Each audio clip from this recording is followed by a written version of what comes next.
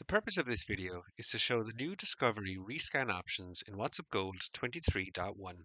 The rescan options are accessible in a number of ways: by right-clicking on a device or a number of devices, from the options in the device card menu, or from the device properties menu. In versions older than WhatsUp Gold 23.1, the rescan options look like this. As of WhatsUp Gold 23.1, we have added in some new functionality, so the screen now looks like this. Before going through all of these options, it is worth noting that any of these options can be used in any combination with each other. The first option, Update Name for Interface and SNMP Table Active Monitors, is an enhancement to existing functionality that updates the interface names if they have been changed on the selected device. In the device properties screen, we would expect to see the interface name and the comment fields updated. Now it will also update the new SNMP Table Active Monitors, training for which can be found in a separate video. The second option is also an enhancement to existing functionality. Previously, this would enable or disable interface active monitors. So if selected, we'll scan the device, and depending on the interface configuration in the role, will enable any previously disabled interface active monitors if they are now up on the device. By default, we apply interfaces that are considered up. Remember that interface monitor logic can be configured on the role, and users can modify when interface monitors do and do not get applied. So for example, if an interface was down on the device during the original scan, an interface active monitor would not have been automatically configured. If that same interface is now up, an active interface monitor will be created. This option will ensure all up interfaces on the device are configured in WUG and any down interfaces are disabled. Remember, you can hide or enable disabled monitors in the device properties screen.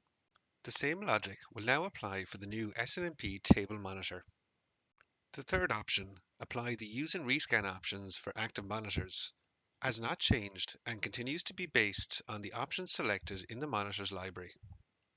If selected, this will check all monitors in the library with the use and rescan option enabled, and if compatible with the device, will apply the monitor to the device. The next three options are all new functionality based around replacing a device but keeping specific information. For example, perhaps a switch that is being monitored via WhatsUp Gold needs to be replaced. With the following three options, it is now possible to keep specific data and configuration options from the old device and transfer them to the new device. The assumption is that the IP address is kept the same on the replacement device, even if the physical hardware has been changed.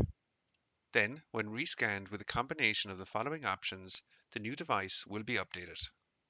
The fourth option, include user-defined or assigned roles. If this option is not checked, the refresh or rescan will run as it does in previous versions. If the device is being monitored for the first time, the primary role will be calculated based on weight. If the device is being updated or refreshed, the primary role will remain as is, unless the primary role is device or managed device, and the rescan finds a more applicable role.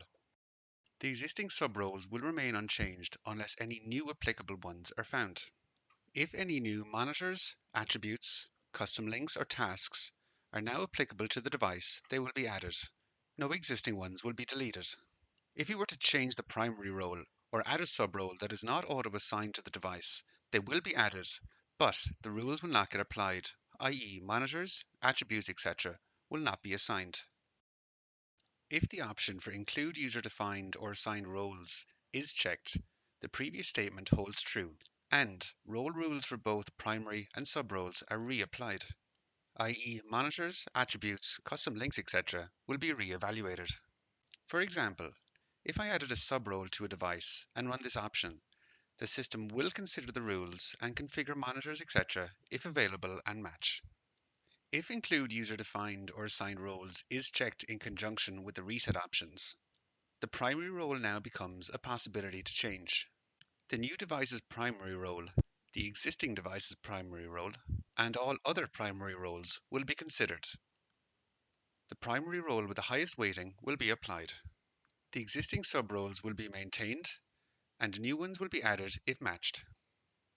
The fifth option, Reset Device, has two sub-options, but if selected on its own without either sub-option, the following data will be removed from the device and refreshed with data from the new hardware. All inventory data will be refreshed. Resource information from single API providers like AWS, Azure, or Meraki will be refreshed. MAC address information stored in the inventory and attributes and associated tables will also be refreshed. Network interface information with the exception of the default network interface. So any custom IPs that have been configured will be wiped. Display name, SNMP OID, OS, brand, role, and nodes will also be refreshed. Role-based attributes will also be refreshed. Reset monitors. If checked, all monitors and historical monitoring data will be deleted, and Discovery will determine the new monitors to be applied to the device. The second sub-option, Reset Attributes, will remove all custom user-defined attributes.